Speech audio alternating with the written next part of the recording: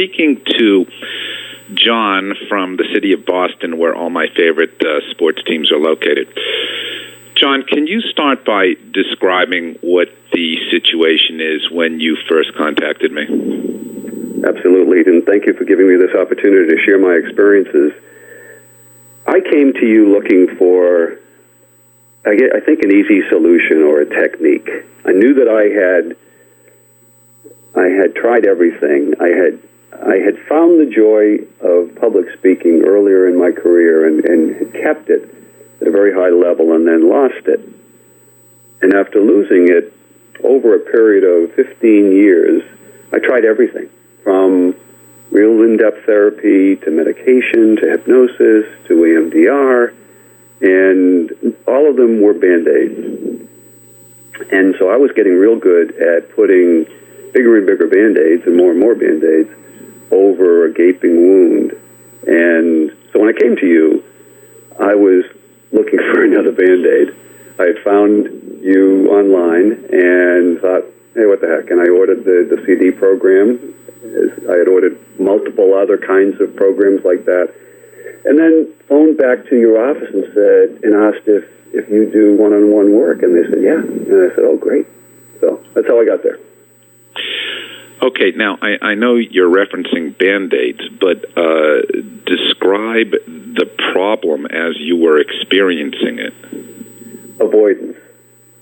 So I had reached a point, Jonathan, where whenever there was a public speaking opportunity coming up in my work, or if I had the chance to seek a public speaking opportunity, I would find a way to get out of it. And then if I couldn't get out of it, then the only solution, the only thing that really worked for me was medication. And I probably came close to abusing the medication. Can you elaborate on that? Sure. I would take two different types of things, one to really settle me down and one to deal with adrenaline. And I would go I'd go pretty far, pretty deep with that, so that I had what I considered to be a safety net, and then I became reliant really upon that safety net. It was the only solution that I knew that could work, that I was confident would work. So when you were avoiding these public speaking scenarios, that is called, for the listeners, that is called a phobia. When anxiety gets to the point that there is avoidance, a phobia is present. Mm-hmm. How was this avoidance impacting you? Oh, I was really upset. I was angry with myself. So the whole notion of anger, although I hadn't identified that, I didn't understand. I didn't understand enough about that, but I was very upset. I had found significant joy in this, and now I had lost this, and I hadn't found any path back to that joy. And so with each passing opportunity, I just get more and more angry. Can you describe for a moment the actual anxiety when you were not able to avoid, when you had to be in front of a group? What was going on anticipatorily, and what was going on when you were actually in front of the group? In anticipation, it would be a tightening of my throat and my chest. And so I would feel as if I would be blocked from being able to speak. That was the feeling that I had. Not a good feeling when it's about the time to go up to speak. And then every time that I then got in front of a group, I would find a way to excel, again, fueled by the medication. And so the medication gave me the bridge from the anticipation to the event. And I'd have people come up to me afterwards, after various experiences of speaking at awards dinners, where I'd be doing an award speech for one of my people, and they'd say, wow, that's the best I've ever heard. And I wouldn't even listen to that. I wouldn't even hear that, because I knew what had propelled me to that. I knew it was medication. I knew I was faking it. I appreciate your honesty. I knew I was faking it. What would happen? Let's say you had an important presentation 2 weeks away, and it was on the calendar. What would you experience knowing that you had this commitment 2 weeks down the road? Fear. I experienced fear initially, and then uncertainty, and then I would focus way much more on the negative outcome, which is so unlike me. I'm so optimistic and so really positive, glass more than half full with an outlook. But I would always focus on the prospect of the negative outcome, and then, then I'd work really hard. I'd obsess over preparation to the point where that would become another block, in the sense that I was binding myself up with all of this preparation and memorization and all that stuff. And so none of that was good. All right, well, we have two more questions, okay? The first one is where you're at now, and the second one is how you got there. So first describe where you're at now with the public speaking challenge. Beautiful piece, and heading back in the direction of joy. And it's an eerie feeling in the sense that it feels so good and it feels so natural that I almost don't remember, which is a good thing, what it felt like before. So I'm not recalling any of those past experiences and any of those past thoughts. And I put this to multiple tests per your instruction, but I put it through to multiple tests. And one was just this past week when I did a 2-day workshop, and it was total joy, and I could feel it in my bloodstream. I could just feel being back in the position that I was way back when this was all in a good place. So how did I get there? Well, wait, one more question. Hold on. From 0 to 100%, the percentage that you believe you have resolved your public speaking anxiety problem? 90. 90? Yeah. Okay. I'd say 90. And I think that I want to keep another 10% out there, because I want to keep learning more about making adrenaline my friend, and that's part of the bridge to how I got here. So are we ready to transition to that part? Excellent. Go ahead. The breakthrough? Yeah.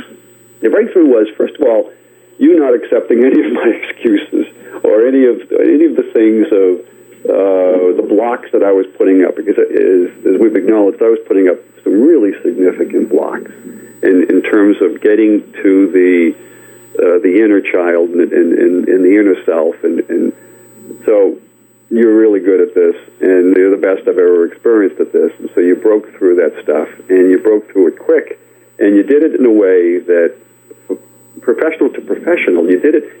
A lot of people talk down in these situations. They make you feel like you really are a child, and I don't like that, and therefore I was going to really push back if that were the approach. And that isn't your approach at all.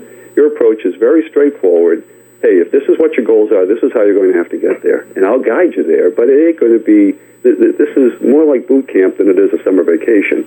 And that's what I signed up for. So I signed up for tell it like it is.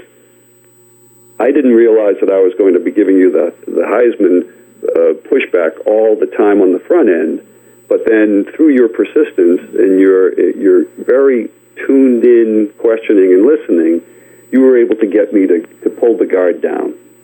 So that was huge.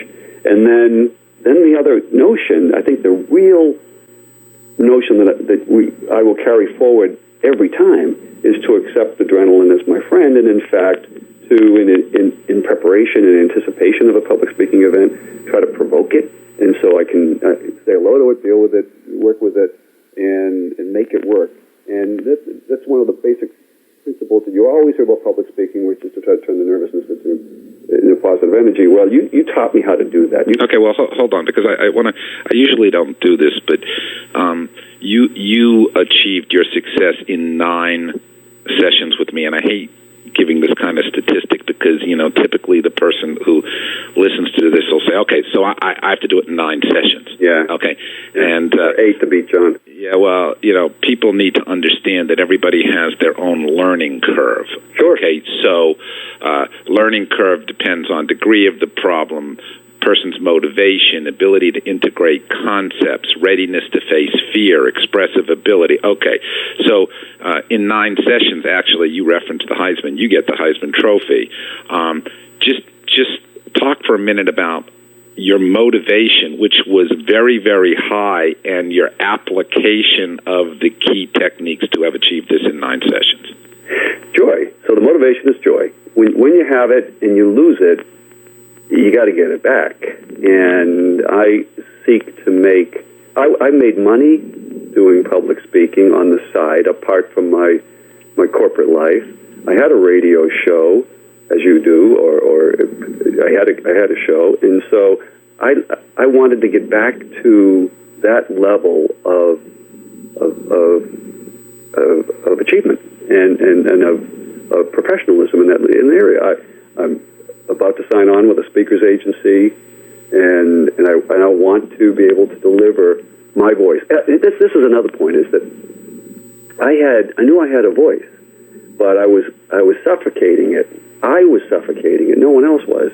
And so you came in and you tapped that. You said, "Hey, wait a minute! You got to let that voice out." And here's how you let it out. And so the combination of my desire to let that voice out, because I knew I had something good to deliver. It wasn't just when I'm called upon, can I speak? No, I have a message and I want to deliver it, but shoot, I got this huge issue that I haven't figured out how to deal with yet. You helped me get through that.